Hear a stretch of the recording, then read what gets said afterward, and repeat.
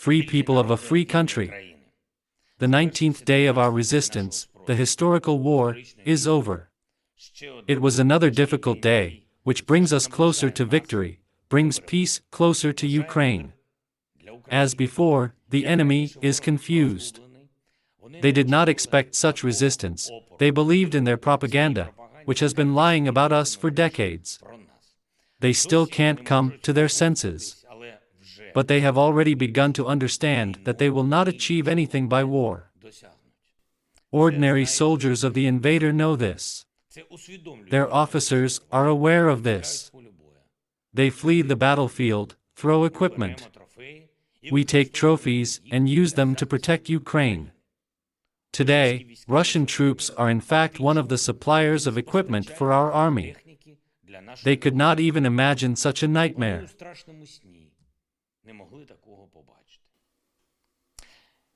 And I want to appeal to Russian soldiers, to those who have already come to our land and those who are still planning to be sent to fight against us. Russian conscripts, listen to me especially carefully.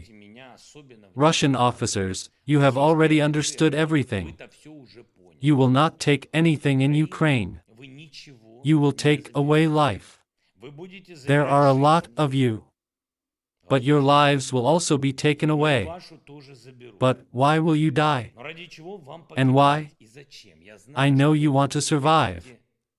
We hear in the interceptions of your conversations that you really think about this war, about this shame and about your state. We hear your conversations with each other, your calls home to relatives. We hear it all. And we draw conclusions. We know who you are. So I offer you a choice. On behalf of the Ukrainian people, we give you a chance. This is a chance to survive. If you surrender to our armed forces, we will treat you as you should treat people, just as you should treat people with dignity. This is how you were not treated in your army, and the way your army does not treat ours. Make a choice.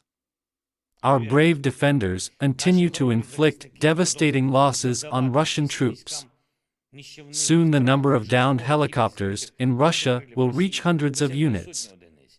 They have already lost 80 military aircraft, hundreds of tanks, and thousands of other equipment.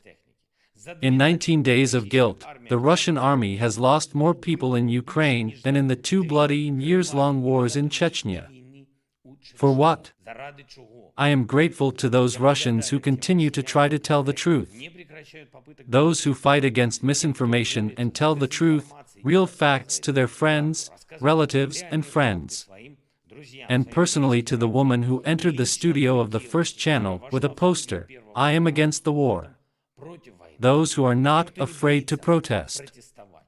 So far, your country has not been completely isolated from the rest of the world, becoming a very large North Korea. You have to fight. You must not lose your chance. The European Union has approved a 4th package of sanctions against Russia. This is the 4th package, and I'm sure it's not the last. We are working with partners on new restrictions that will be applied against the Russian state. Everyone who is responsible for the war. Everyone who is responsible for the destruction of democracy. Everyone who is responsible for repression against people. Everyone will get an answer. This is a response on behalf of the whole world. And this is just the beginning. Responsibility for war crimes for the Russian military is inevitable. Responsibility for a deliberate humanitarian catastrophe in Ukrainian cities is inevitable. The whole world sees what is happening in Mariupol, Kharkiv, Chernihiv, Sumy, Okhturka, Gostomel, Irpin, and in all our cities. All our partners are aware of the crimes of the invaders against civilians and local self-government in Kherson and Zaporizhia regions, in the temporarily occupied areas. There will definitely be an answer for this. For violating agreements on humanitarian corridors. Necessarily. During the day of March 14th, 3,806 Ukrainians were deported from the cities and towns of Kiev and Luhansk oblasts. Our column with 100 tons of the most necessary things for the residents of Mariupol is still detained in Berdyansk. For 3 days, we will continue to try. We will do everything to ensure that the people of Mariupol receive food, water, and medicine. I provided full information about the actions of the invaders on Ukrainian soil in conversations with friends and partners of our state. Every aggressive action of the invaders only pushes the world to new sanctions. I spoke with Ursula von der Leyen, President of the European Commission, Andrzej Duda, President of Poland, and Xavier Bethel. Our mutual understanding is 100%. The conversation with the Prime Minister of Israel Bennett. This is part of a negotiation effort to end this war as soon as possible, with a just peace. Our delegation also worked on this in negotiations with the Russian side. Everything is going pretty well, as I was told, but let's see what happens. They will continue negotiations tomorrow. The Cabinet of Ministers of Ukraine has approved a package of solutions to support our economy, for businesses to work, for people to work where security allows, and where people are ready for it. First, we are starting tax reform. Instead of VAT and income tax, we give a rate of 2% of turnover and simplified accounting. For small businesses, and this is the first and second groups of individual entrepreneurs, we set a voluntary payment of a single tax.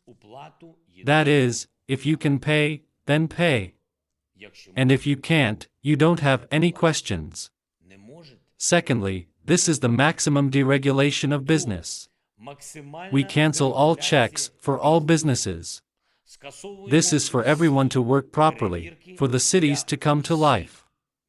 That wherever there is no fighting, life goes on.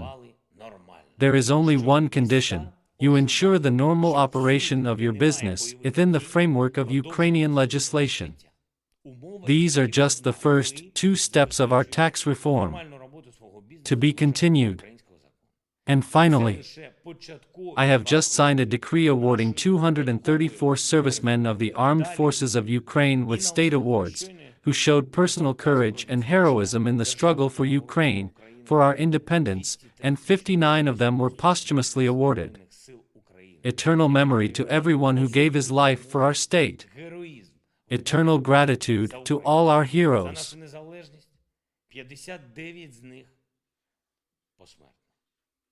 Вічна пам'ять кожному, хто віддав життя за нашу державу.